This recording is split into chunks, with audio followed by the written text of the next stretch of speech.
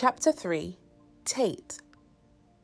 Normally, if I were to wake up, open my eyes, and see an angry man staring me down from a bedroom doorway, I might scream. I might throw things. I might run to the bathroom and lock myself inside. I don't do any of these things, though. I stare back because I'm confused about how this is the same guy who was passed out drunk in the hallway. How is this the same guy who cried himself to sleep last night? This guy is intimidating. This guy is angry. This guy is watching me like I should be giving him an apology or explaining myself. It is the same guy, though, because he's wearing the same pair of jeans and the same black t-shirt he fell asleep in last night. The only difference in his appearance between last night and this morning is that he's now able to stand up without assistance. What happened to my hand, Tate? He knows my name. Does he know it because Corbin told him I was moving in, or because he actually remembers my telling him last night? I'm hoping Corbin told him, because I don't really want him to remember last night. I suddenly feel embarrassed that he might recall my consoling him while he cried himself to sleep. He apparently doesn't have a clue what happened to his hand, though, so I hope that means he has no recollection of anything beyond that. He's leaning against my bedroom door with his arms folded across his chest. He looks defensive, like I'm the one responsible for his bad night. I roll over, still not quite finished with sleeping, even though he thinks I owe him some sort of explanation. I pull the covers over my head. Lock the front door on your way out, I say, hoping he'll take the hint that he is more than welcome to go back to his place now. Where's my phone? I squeeze my eyes shut and try to drown out the smooth sound of his voice as it slides into my ears and makes its way through every nerve in my body, warming me in places this flimsy blanket failed to do all night. I remind myself that the person that sultry voice belongs to is now standing in the doorway, rudely demanding things without even acknowledging the fact that I helped him last night. I'd like to know where my thank you is, or my, hey, I'm Miles. Nice to meet you. I get none of that from this guy. He's too worried about his hand, and his phone, apparently. Too worried about himself to be concerned about how many people his carelessness might have inconvenienced last night. If this guy and his attitude are going to be my neighbours for the next few months, I'd better set him straight now. I toss the covers off and stand up, then walk to the door and meet his gaze. Do me a favour and take a step back. Surprisingly, he does. I keep my eyes locked with his until the bedroom door slams in his face and I'm looking at the back of the door. I smile and walk back to my bed. I lie down and pull the covers over my head. I win. Have I mentioned I'm not much of a morning person? The door opens again. Flies open. What the hell is wrong with you? He yells. I groan, then sit up on the bed and look at him. He's standing in the doorway once again, still looking at me like I owe him something. You, I yell back.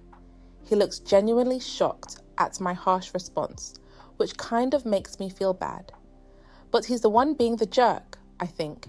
He started it, I think, while he eyes me hard for a few seconds, then tilts his head slightly forward and arches an eyebrow. Did we... He motions his finger back and forth between us. Did we hook up last night? Is that why you're pissed? I laugh when my initial thoughts are confirmed. He's being the jerk, and this is great. I'm neighbours with a guy who gets shit-faced on weeknights and obviously brings home so many girls in the process that he can't even remember which ones he messed around with. I open my mouth to respond, but am cut off by the sound of the apartment door closing and Corbin's voice yelling out, "Tate?"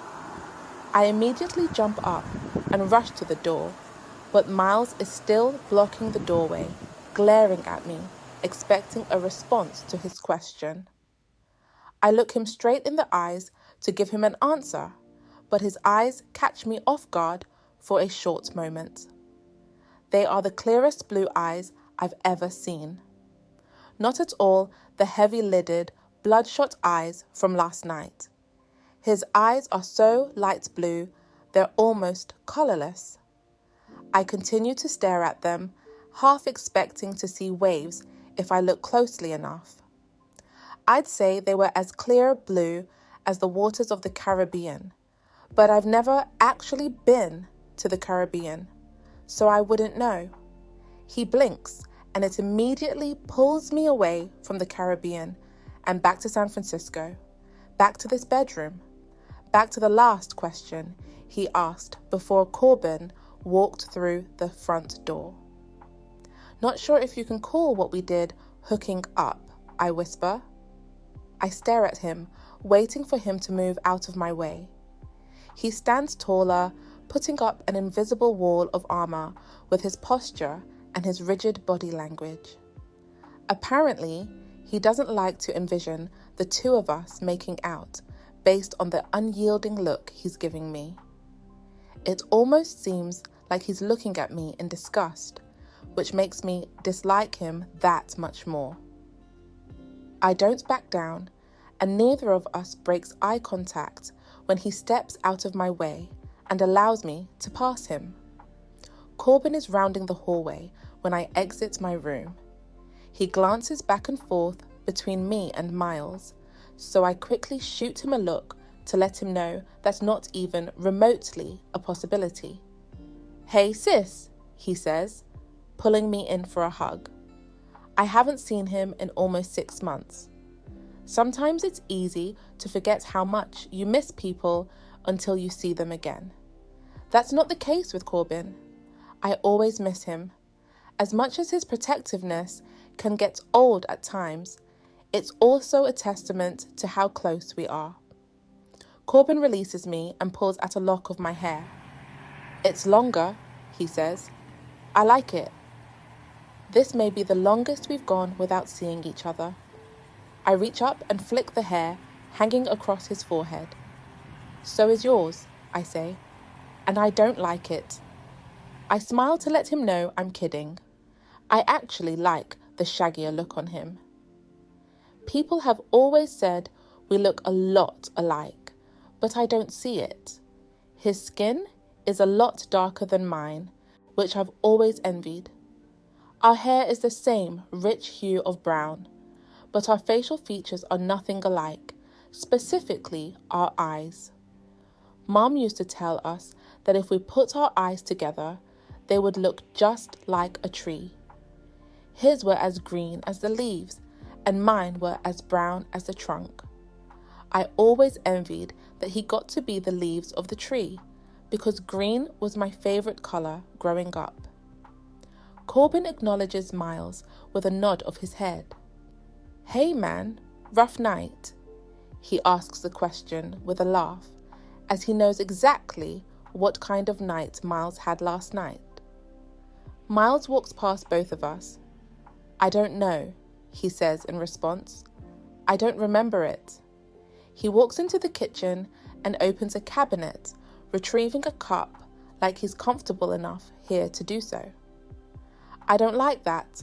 I don't like comfortable Miles." Comfortable Miles opens another cabinet and takes out a bottle of aspirin, fills his cup with water, and pops 2 of the aspirin into his mouth. "Did you get all your stuff brought up?" Corbin asks me. "Nope," I say, glancing at Miles when I respond. "I was kind of preoccupied with your neighbor most of the night." Miles nervously clears his throat as he washes the glass and places it back in the cabinet. His discomfort with his lapse in memory makes me laugh. I like that he has no idea what happened last night. I even kind of like that the thought of being with me seems to unnerve him. I might keep this facade going for a while, for my own sick enjoyment. Corbin looks at me as if he knows what I'm trying to pull. Miles steps out of the kitchen and glances my way, then looks back to Corbin. I would have gone back to my place by now, but I can't find my keys. You have my spare set? Corbin nods and walks to a drawer in the kitchen. He opens it, grabs a key, and tosses it to Miles, who catches it in midair. Can you come back in an hour and help me unload Tate's car? I want to shower first. Miles nods, but his eyes cut briefly to mine as Corbin starts walking to his bedroom. We'll catch up when it's not too morning, Corbin tells me. It may have been 7 years since we've lived together, but he apparently remembers I'm not much of a talker in the morning. Too bad Miles doesn't know this about me. After Corbin disappears into his bedroom, I turn and face Miles again. He's already looking at me expectantly, like he's still waiting for me to answer whatever questions he asked me earlier. I just want him to leave, so I answer them all at once. You were passed out in the hallway last night when I got here. I didn't know who you were, so when you tried to get inside the apartment, I might have slammed the door on your hand. It's not broken. I checked it out, and it's bruised at best. Just put some ice on it and wrap it for a few hours. And no, we didn't hook up. I helped you into the apartment, and then I went to bed. Your phone is on the floor by the front door where you dropped it last night because you were too shit-faced to walk. I turned to head to my room, just wanting to get away from the intensity in his eyes. I spin around when I reach my bedroom door. When you come back in an hour and I've had a chance to wake up, we can try this again. His jaw is firm. Try what again? He asks, getting off on the right foot. I close my bedroom door, putting up a barrier between me and that voice, that stare. How many boxes do you have? Corbin asks. He's slipping on his shoes by the door. I grab my keys off the bar. 6 plus 3 suitcases and all my clothes on hangers. Corbin walks to the door directly across the hall and bangs on it, then turns and heads toward the elevators. He pushes the down button. Did you tell Mum you made it? Yeah, I texted her last night. I hear his apartment door open just as the elevator arrives, but I don't turn to watch him walk out of it. I step in, and Corbin holds the elevator for Miles. As soon as he comes into view, I lose the war. The war I didn't even know I was fighting.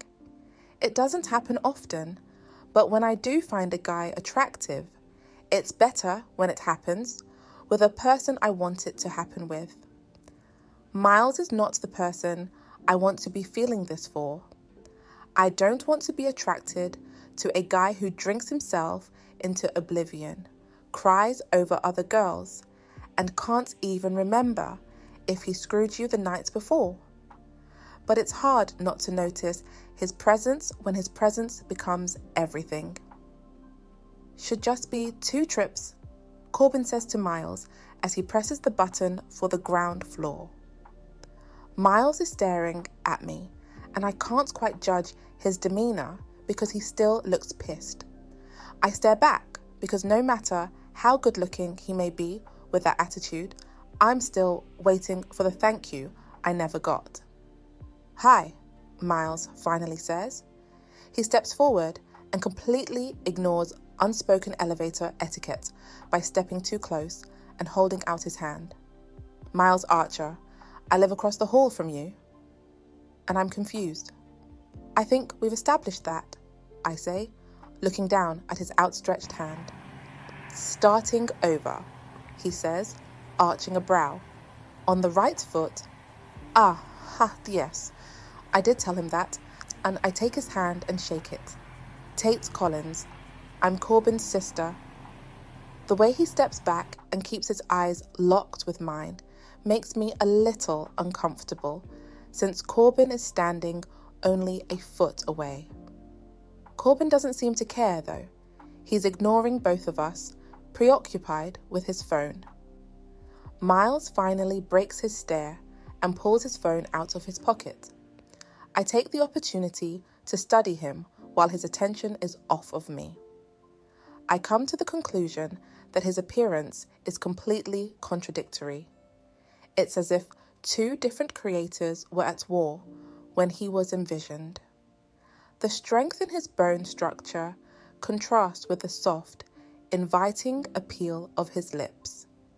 They seem harmless and welcoming compared with the harshness in his features and the jagged scar that runs the length of the right side of his jaw.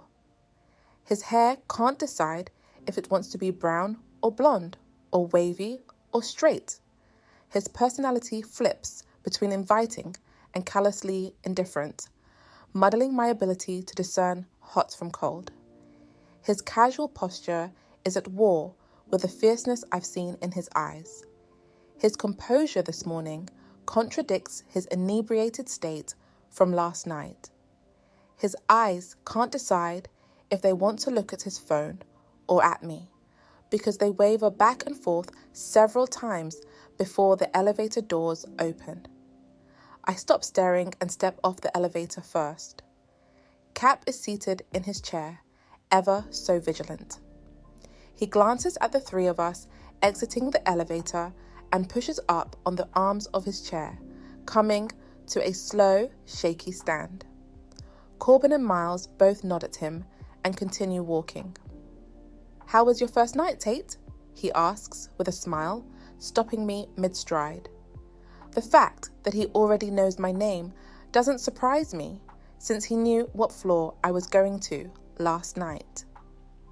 I look at the back of Miles's head as they continue without me. Kind of eventful, actually. I think my brother might have made a poor choice in the company he keeps. I look at Cap, and he's staring at Miles now, too. His wrinkle-lined lips purse into a thin line, and he gives a slight shake of his head. "Ah, that boy probably can't help it none," he says, dismissing my comment. I'm not sure if he's referring to Corbin or Miles when he says, "that boy," but I don't ask. Cap turns away from me and begins shuffling in the direction of the lobby restrooms. "I think I just pissed on myself," he mutters. I watch him disappear through the restroom door, wondering at what point in a person's life he becomes old enough to lose his filter. Although Cap doesn't seem like the type of man who ever even had a filter, I kind of like that about him. "Tate, let's go," Corbin yells from the far end of the lobby. I catch up with them to show them the way to my car. It takes 3 trips to get all my things up, not 2. 3 entire trips where Miles doesn't speak another word to me.